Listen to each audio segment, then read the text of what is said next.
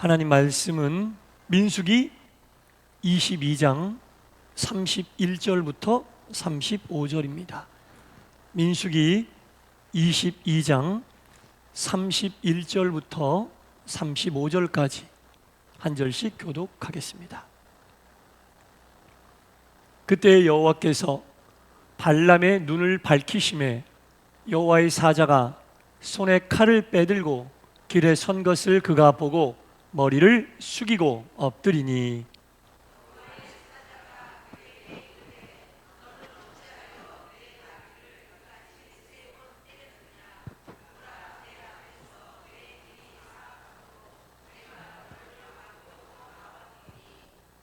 나귀가 나를 보고 이같이 3번을 돌이켜 내 앞에서 피하였느니라. 나귀가 만일 돌이켜 나를 피하지 아니하였다면 내가 벌써 너를 죽이고 나귀는 살렸으리라.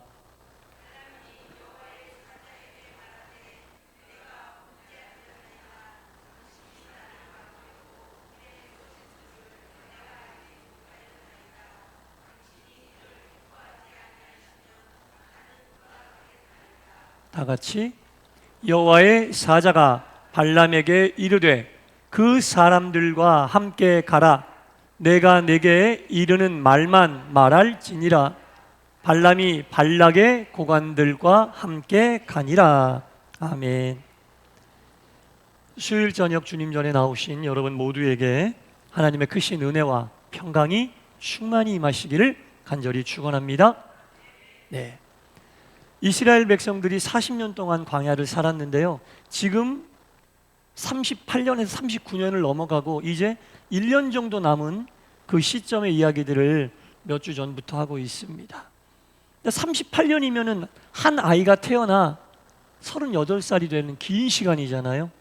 변해도 뭐가 좀 변해야 되는데 이스라엘 백성들은 초지일관입니다. 예. 너무나 의지가 강한가? 예. 처음에 했던 원망이 38년, 39년이 돼도 안 바뀌고 처음에 했던 불평이 38년, 39년이 돼도 안 바뀌는 거예요. 그러다가 40년 중에 마지막 1년여를 남겨놓고 이스라엘 백성들이 변해요. 변하는 시점이 오게 됩니다. 그 시점이 어떤 사건이냐? 쳐다보면 살리라. 어떤 사건이죠? 노뱀. 그날도 엄청 하나님을 원망하고 모세를 원망하는 거예요. 하나님이 불뱀을 보면서 싹 이런 원망하는 것들, 이런 불평하는 것들 38년 동안 내가 보여주고 너희들 여기까지 이끌었는데 하나님 화나신 거죠. 이해가 되죠. 하나님 화나시고 이해가 됩니다. 불뱀을 보내서 물론 많이 또 죽기도 했고 죽어가고 있는데 모세가 또 지도자라 하나님 살려주세요. 하나님이 모세의 기도를 들으시고 그러면 노수로 뱀을 만들어 장대에 달고 보면 살 것이다 이렇게 말하라고 그랬어요. 쳐다보면 살리라. 쳐다본 사람은 다 산 줄 믿으시기 바랍니다. 끝까지 고집 피우고 안 쳐다본 사람들, 저거 보면 살겠어? 저게 뭐라고? 차라리 약을 갖다 바르라고 하지, 뭘 먹으라고 하지, 자기 생각이에요.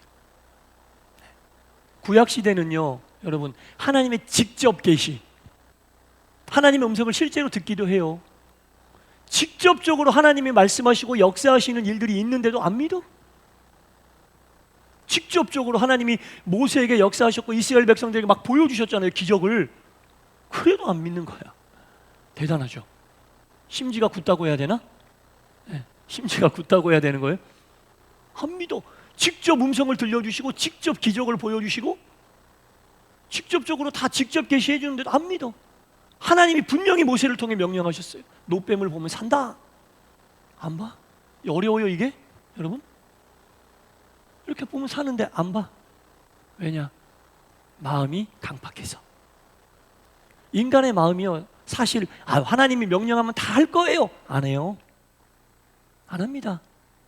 하나님의 명령보다 내 고집과 경험이 훨씬 세. 절대 안 합니다. 안 하는 사람은 평생 신앙생활 했어도 보라고 해서 얼굴 한번 안 돌리는 사람들 많아요. 끝까지 자기 고집대로만 하는 거야. 하나님이 명령하는데 안 봐. 이게 어려워요 여러분. 죽었어요. 하나님 말씀대로 고개 한번 안 돌렸다가. 반대로 고개 한번 돌린 사람들은 마음속에 고개 한번 돌아서 살았다는 게 중요한 게 아니에요.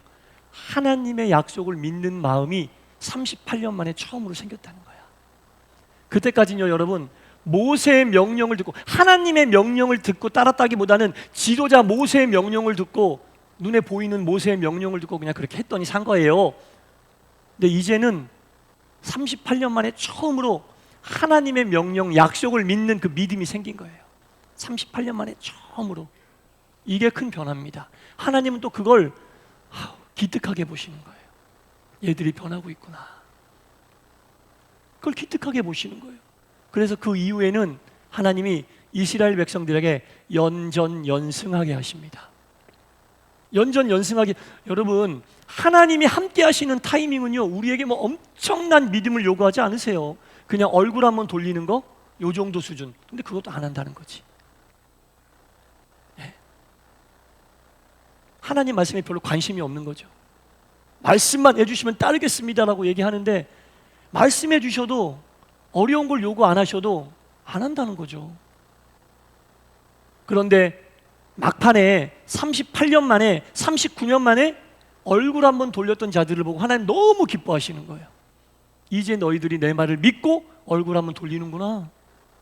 다 살려주셨어요. 네.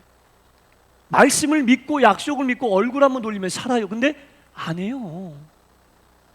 이게 하나님 명령이겠냐? 이렇게 시시한 게? 하나님 우리에게 엄청난 것을 요구한다고 생각해 보세요. 하겠어요? 누가 하겠어요? 누가 하겠습니까? 생각해 보세요. 100일쯤 금식해라. 누가 하겠어요, 여러분? 못해요. 하나님 우리에게 그런 거 요구하지 않아요. 왜? 우리가 약한 거 아시니까. 너무너무 마음도 약하고 몸도 약하고 생각도 약하고 의지도 약하고 우리가 약한 거 아신 하나님이 우리 골탕 먹이려고 어려운 거 시키겠어요? 절대로 어려운 거 안 시킵니다. 너무 쉬워서 안 하는 건가? 네. 안 굽혀요. 하나님 앞에서도. 직접 계시가 임하는 그 시대에도 잘 안 굽힙니다.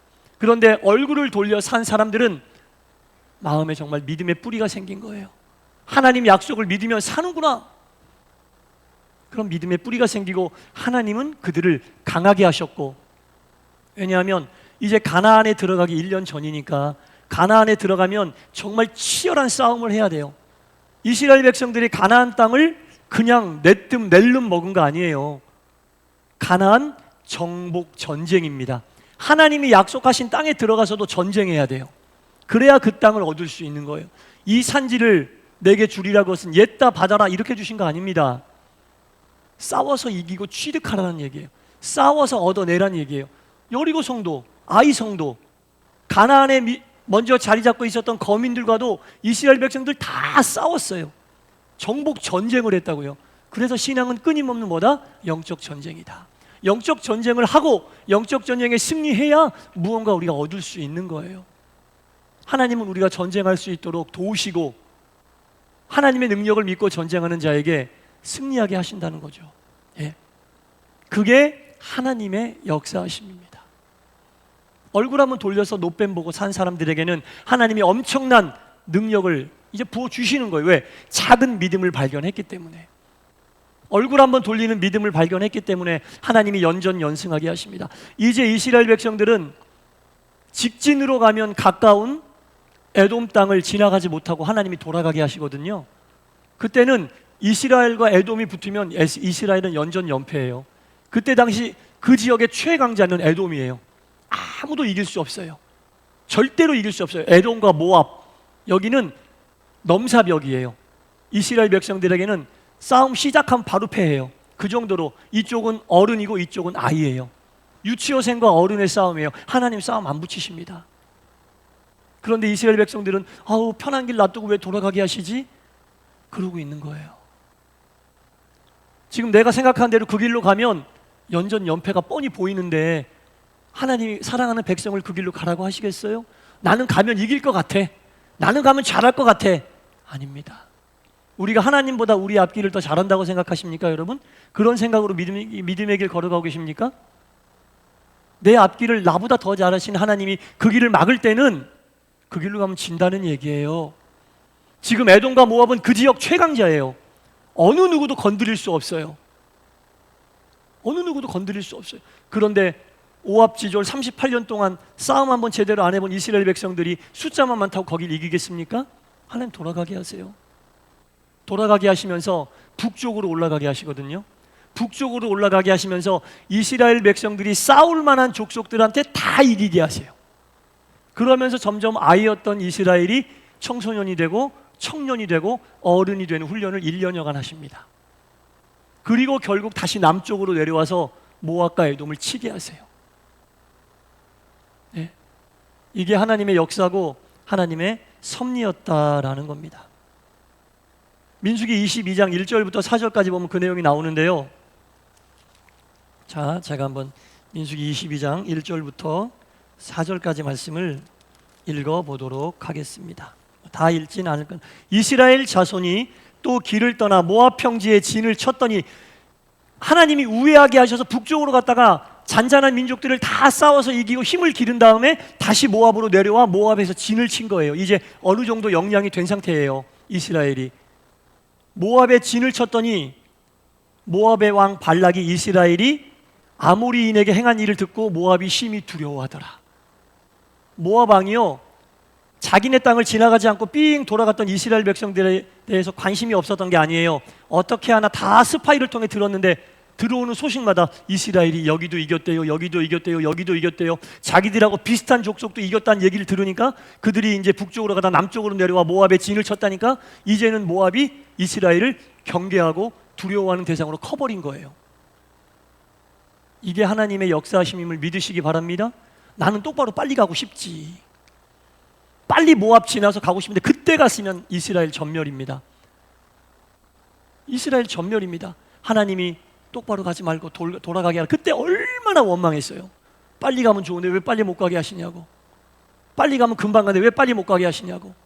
울며 겨자 먹기로 그냥 도는데 거기에서 작은 민족들과 계속 싸우고 이기고 하면서 어린이였던 이스라엘이 청소년과 청년의 시절을 지나 건장한 어른이 되어 다시 남쪽으로 내려와 모압과 한판 붙게 됐습니다. 그러니까 모압 왕 발락이 너무너무나 무서운 존재가 돼버린 거예요. 이젠 이스라엘이 모압 땅 근처에 진을 쳤다니까 심히 두려워하였다. 계속 소식을 듣고 있었으니까. 하나님은 그렇게 역사하십니다. 하나님이 주시는 복을 옛다 이런 식으로 여러분 생각하면 안 돼요. 훈련하시고 역량을 키워주시는 거예요. 네. 그러니까 하나님의 훈련을 어떻게 하면 내가 쉽게 받을까? 그러면 안 되는 거예요. 훈련을 쉽게 받으려고 하는 건 선수의 자세가 아니지. 나는 올림픽에 나가서 메달 딸 생각이 없어요. 이거하고 똑같은 거예요. 훈련은 어렵게 받을수록, 훈련은 정말 심하게 받을수록 선수의 역량은 자라나는 거고 그 역량이 곧 무엇과 연결돼요? 메달과 연결되는 거예요. 하나님은 이쪽에서 훈련을 계속 시키셨던 거야. 1년여 시간 동안 계속 잔잔한 민족과 싸우면서 큰 상대인 모압과 한판 붙게 하시려고. 그러니까 모압 왕 발락이 지금 두근두근 떨리는 거예요. 소식은 듣고 있었으니까.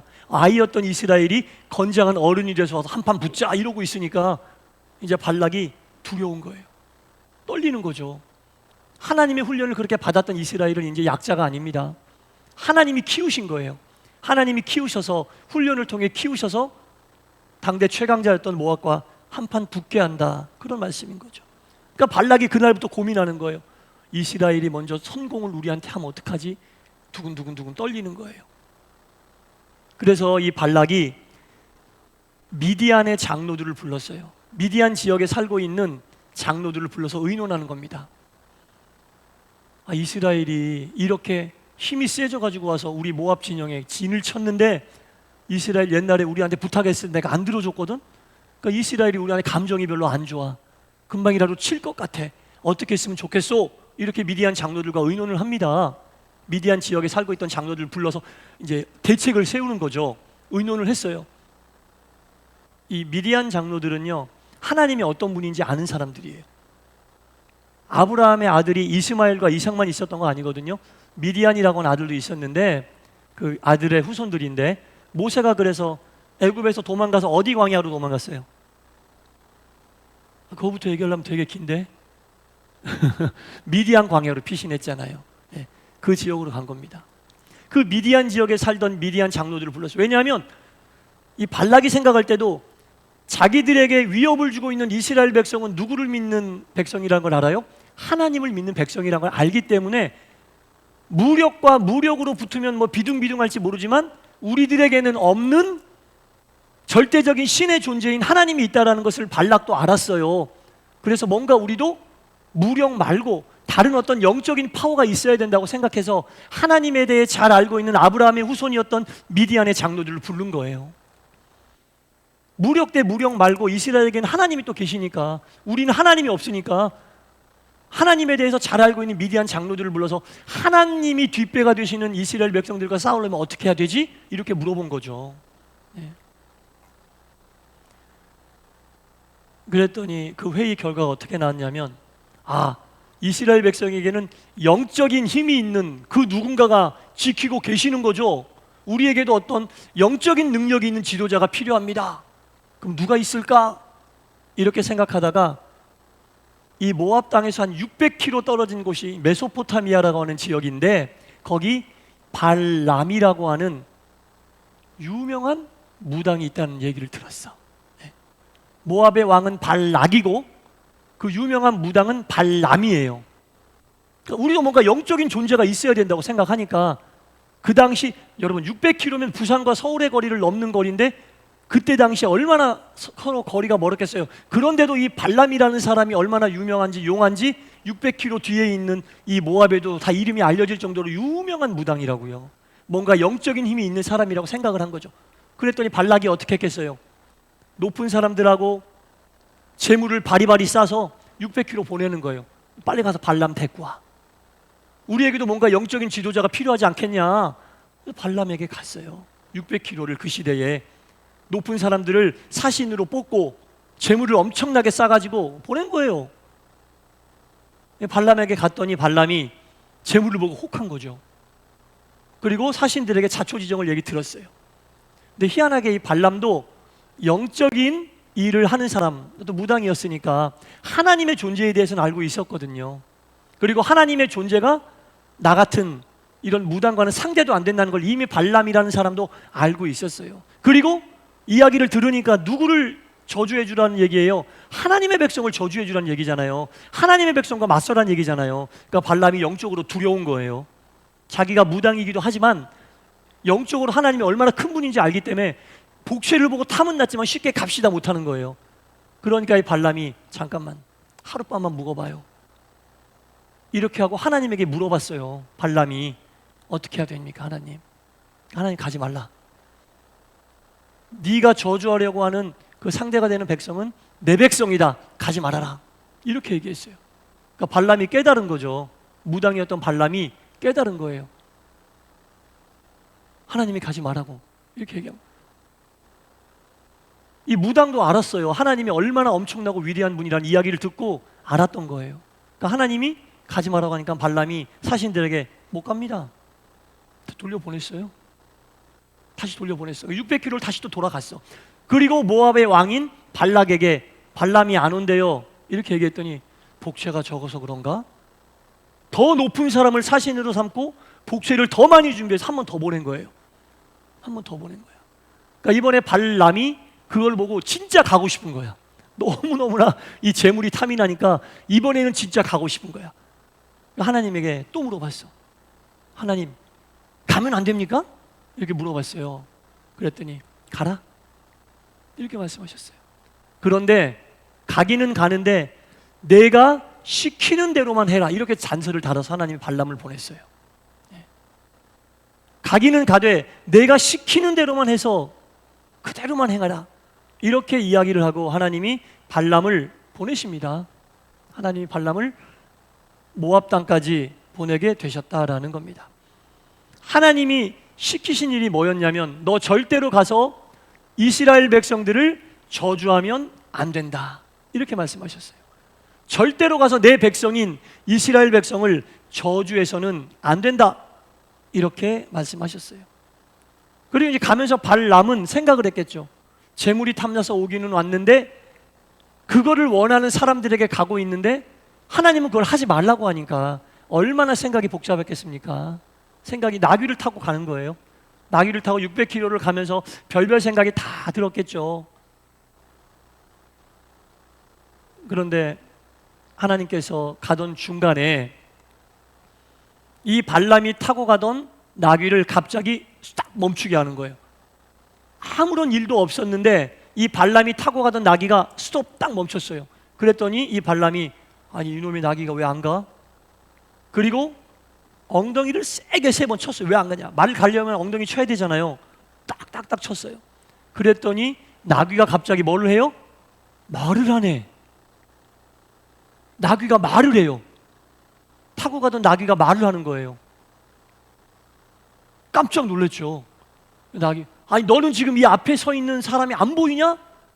하나님의 사자가 나귀의 눈에는 보였으나 재물에 혹해서 하나님이 처음에 하지 말라고 했던 일을 억지로 행하고 있는 발람에게는 안 보였던 거예요.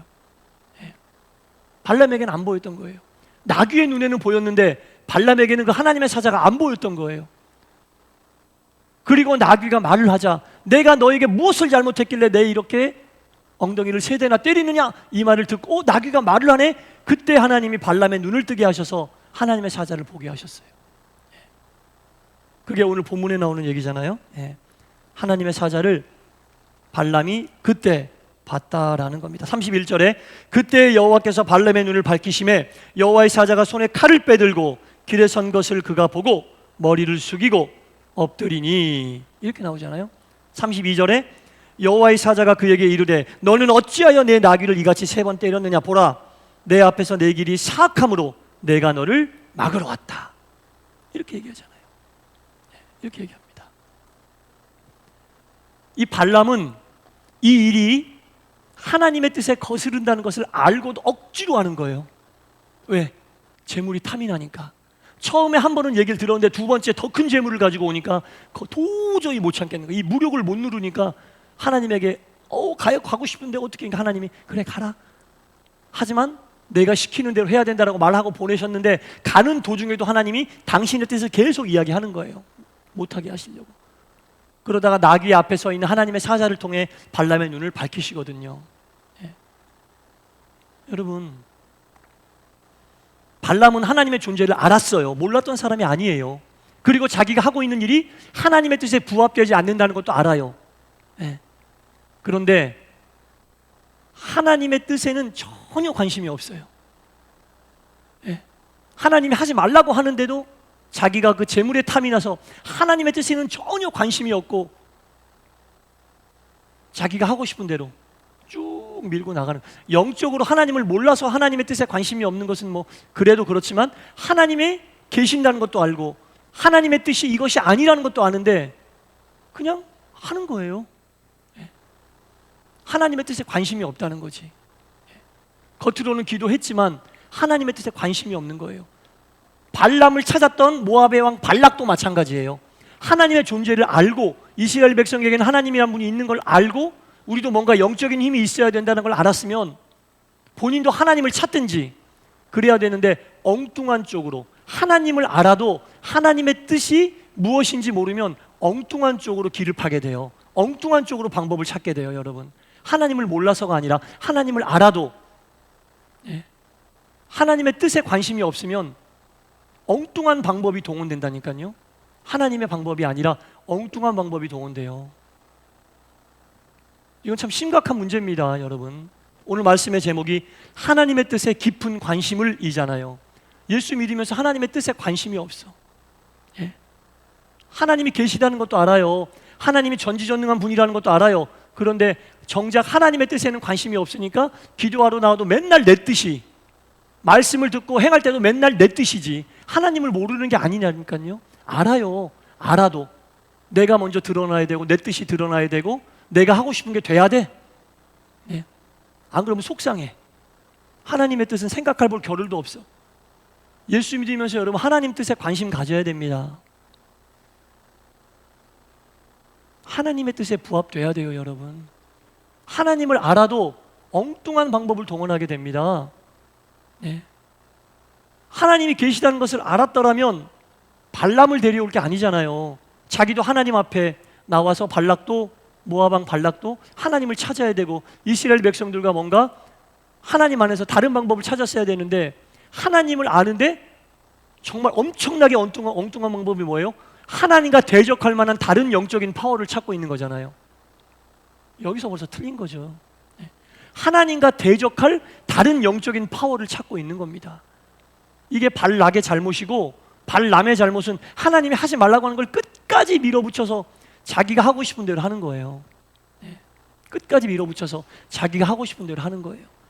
하나님을 모르는 자들이 이렇게 행하는 게 아니라 하나님을 아는데 자기 뜻을 펼치기 위해 하나님과 맞서는 다른 어떤 것들을 찾고 있다라는 거죠. 이건 정말 심각한 문제예요. 사랑하는 성도 여러분, 예수를 믿으면서 하나님의 뜻에 대해 정말 늘 진지하고 늘 관심 있게 우리가 생각을 해야 됩니다. 하나님 말씀도 아전인수격으로 해석하면 안 되고, 기도할 때도 마찬가지고요. 하나님의 뜻을 알게 해달라고, 이것을 이루어 주시옵소서가 아니라 하나님의 뜻을 알게 해달라고. 교회도 마찬가지예요. 하나님의 뜻을 이루어가는 겁니다. 하나님의 뜻을 이루어가는 거예요. 찬송은 주님의 뜻을 이루소서인데 돌아보면 그런 게 별로 없어. 뜻에 관심 자체가 없어. 하나님 뜻에 관심 자체가 없어. 관심이 없어. 그러니까 내가 하고 싶은 거야 해야지. 하고 싶은 말 해야 되고, 하고 싶은 대로 해야 돼. 그래야지 속이 편해. 엉뚱한 방법이에요 그거. 발락이 했던, 발람이 했던 엉뚱한 방법입니다. 바라고 원하기는 우리가 믿음의 길을 가면서, 이게 결정적인 잘못이거든요. 결정적인 잘못이 이겁니다. 하나님을 아는 것도 좋아요. 하나님이 엄청나고 위대한 분이라는 것도 아는 것도 좋지만 그것에 대한 대응하는 방법이 무엇인지, 하나님의 뜻을 알고 순종하는 게 믿음의 본질이에요. 하나님의 뜻을 알고 하나님의 뜻에 순종하는 게 믿음의 본질이잖아요. 뭐가 믿음의 본질이에요? 하나님의 뜻을 알고 그분의 뜻에 순종하는 게 믿음의 본질인데 잘못되는 거예요. 잘못된 방법으로. 근데 잘못이 잘못된지도 모르고 그냥 하는 거예요. 그 하나님이 발람에게 알려주신 거죠. 나귀를 통해서. 나귀를 통해서 알려주신 거죠. 나귀가 말을 하는, 와 신기하다 이게 아니라 나귀가 말을 하면 깨달아야 된다는 거죠. 하나님의 뜻에 깊은 관심이 있어야 됩니다. 하나님의 뜻에 깊은 관심이 있는, 또 믿고 순종하는 우리 동산교회와 우리 성도님 모두가 될 수 있기를 주님의 이름으로 간절히 축원합니다. 기도하겠습니다. 믿음의 길을 가면서 하나님의 뜻에 관심을 갖게 하여 주시옵소서. 내 뜻을 이루기 위해 존재하시는 분이 아니라 우리가 하나님의 뜻에 믿고 순종하는 피조물임을 깨닫게 하여 주옵소서. 우리 동산교회가 그런 교회가 되기를 원합니다. 동산의 모든 하나님의 백성들이 하나님의 뜻에 관심을 갖고 믿고 순종하게 하여 주시옵소서. 예수님 이름으로 기도드리옵나이다. 아멘. 우리 찬송 453장 부르시겠습니다.